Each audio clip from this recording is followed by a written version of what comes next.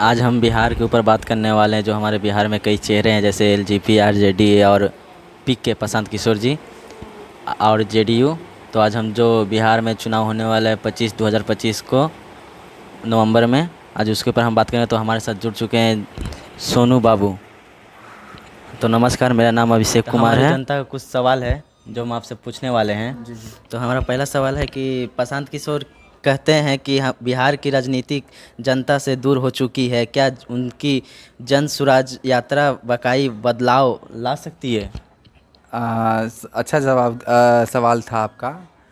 यह बात इस बात पर निर्भर करती है कि क्या जनता वास्तविकता समस्या राजनीतिक मुख्य मुद्दा बना पाते हैं या नहीं। ठीक है। बिहार में परंपरागत जातीय समीकरण तोड़ना आसान नहीं है। बिल्कुल।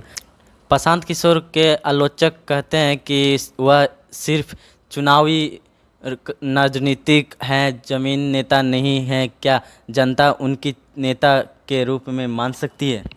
देखिए, ये जनता के ऊपर डिपेंड करता है, जनता क्या कहेंगी। जिस तरह की बातें हो रही है, अभी हमारे बिहार में चुनाव भी हो रहे हैं। जैसे कि आप सवाल किए हैं कि प्रशांत किशोर के आलोचक कहते हैं कि सिर्फ चुनावी राजनीतिकार हैं, ज़मीनी नेता नहीं है। क्या उन्हें जनता स्वीकार करेगी या ना करेगी? इस बात पर हम आपको बता दें, यह बड़ा सवाल है।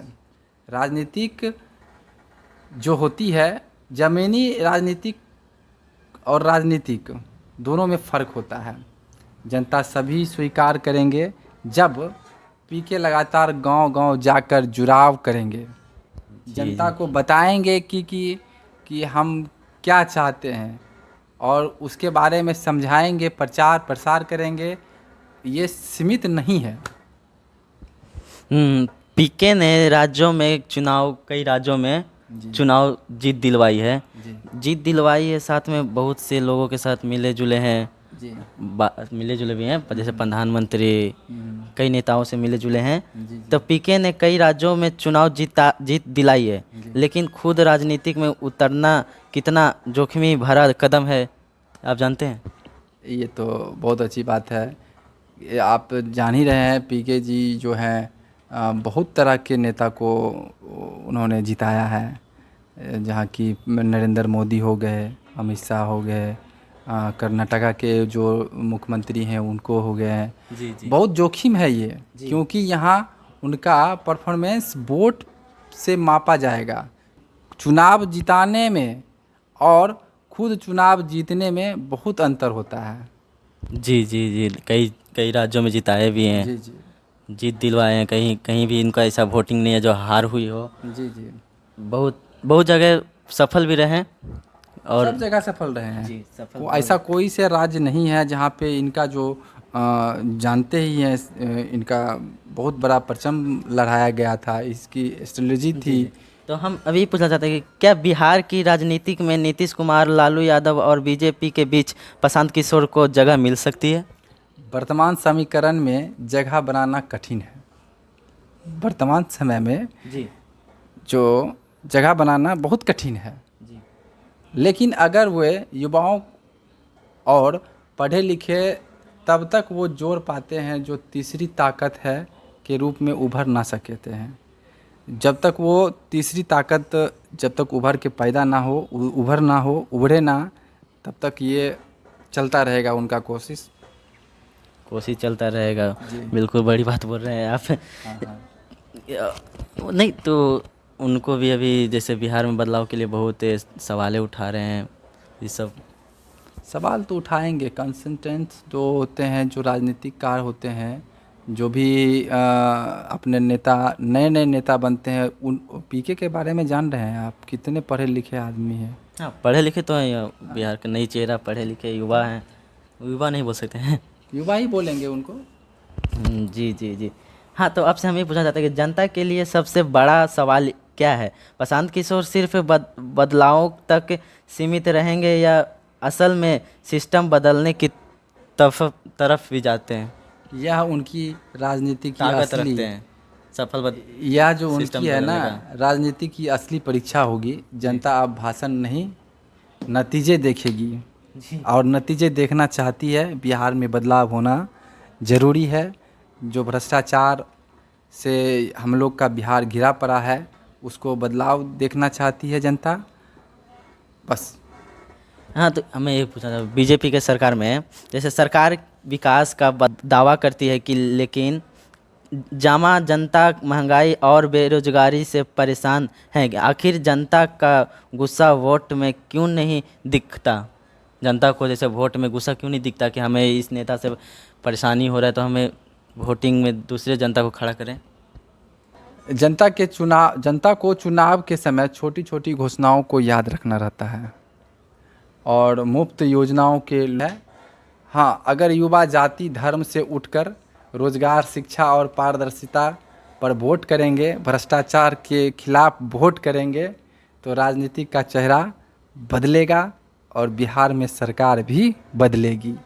लेकिन लोकतंत्र में जनता ही सबसे बड़ी ताकत है, लेकिन क्या जनता अपनी ताकत का इस्तेमाल सही ढंग से नहीं कर सकती है? हाँ, सही बात पूछ रहे हैं आप हमसे। यह सबसे बड़ा सवाल है। ताकत तो अपना इस्तेमाल करेंगे कि हमारा हक है, हम जिसको चाहेंगे उसको गद्दी देंगे। जी जी जी। तो ताकत क्यों नहीं इस्तेमाल कर पाते हैं जनता अपना? यह सबसे बड़ा सवाल है। जब तक जनता सवाल पूछना और जवाब मांगना ना सीख ले, तब तक नेता की गंभीरता को जवाबदेही निभाने का मजबूर नहीं कर दे, तब तक ये सरकार में बैठे हुए आदमी को कान तक जू नहीं गूंजेगा। क्योंकि सरकार में बैठे हुए आदमी को सवाल का जवाब देना होगा और सवाल जनता करेगी। सवाल से ही हम लोग का भविष्य बदल सकता है। अगर आप चुप रहेंगे तो कहावत में सुने हैं ना, जब बच्चा रोता है तभी उसकी माँ उसको दूध पिलाता है।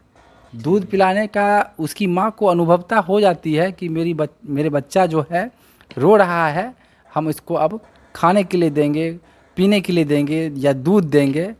तो माँ को भी अनुभव हो जाता है कि बच्चा मेरा रो रहा है और इसीलिए हम इसको खाना पानी देंगे। तो इसीलिए जनता भी जो है, जब तक सरकार से सवाल नहीं करेगी, मांगे पूरी नहीं करेगी, तो सरकार से हमेशा जवाब मांगते रहेगी जनता, सवाल करते रहेगी जनता। यही है। क्या आप चाहते हैं कि अगली बार बिहार में दूसरी चेहरा आए और हमारे बिहार बदलाव सही से हो? क्या आप चाहते हैं?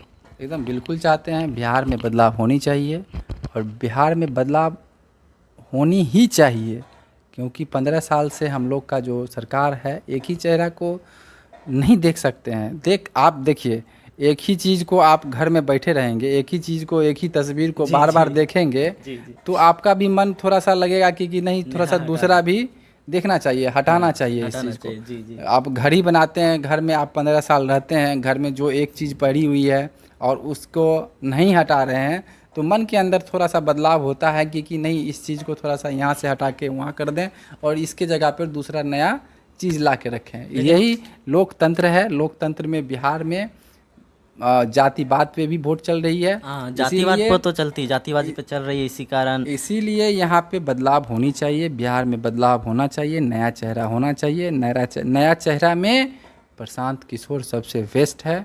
आप जहाँ तक देख रहे हैं, तेजस्वी यादव को देख रहे हैं, चिराग पासवान को देख रहे हैं, आप यहाँ पे देखिए प्रशांत किशोर भी आए हुए हैं।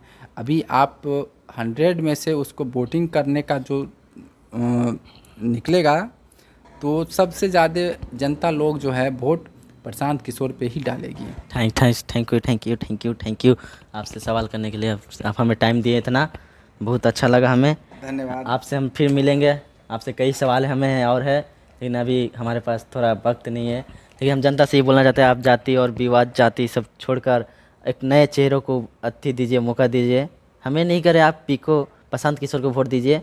आपको जो अच्छा लगे उसे वोट दीजिए। जो रोजी रोजगार पे करता है बातें, उन्हें आप सप्ताह दीजिए। जाति पे वोट मत दीजिए, हम यही कहना चाहते हैं।